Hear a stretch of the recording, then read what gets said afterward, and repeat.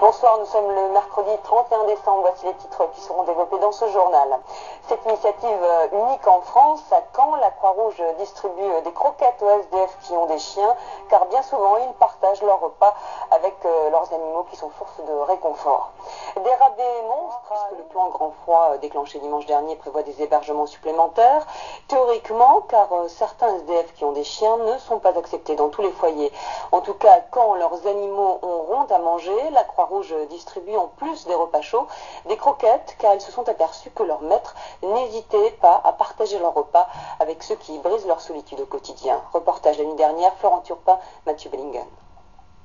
Comme chaque soir, les bénévoles de la Croix-Rouge entament leur maraude au centre-ville de Caen.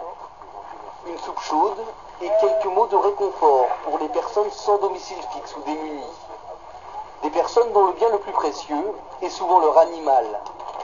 Pour la première fois cette année, les bénévoles ont eu l'idée toute simple de prendre également en charge le repas de ces chiens. Quelques croquettes, mais souvent un grand soulagement. Quand on fait la manche, les premiers argent qu'on fait, on achète direct les croquettes, comme ça on est sûr qu'ils vont manger avant. Donc là c'est un soulagement.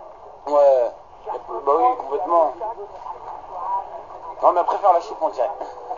Et on s'est rendu compte quand on leur apportait une soupe chaude, du réconfort, ce qui est le concept même des maraudes, qu'ils commençaient par déchirer leur sandwich en deux et nourrir leur chien en premier. Et après ils se nourrissaient.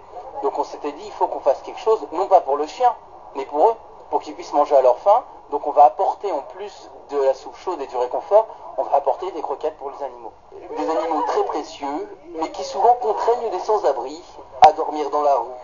Les trois quarts des hôtels, ils te refusent avec ton chien.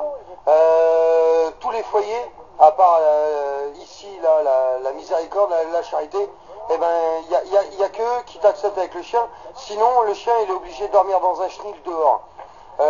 Nous, c'est nos enfants. Tu vois, tu vas laisser ton enfant dormir dehors? Non. Cette nuit encore, Julien et les autres dormiront dehors avec leurs animaux, le ventre un peu moins vide. Comme partout en France.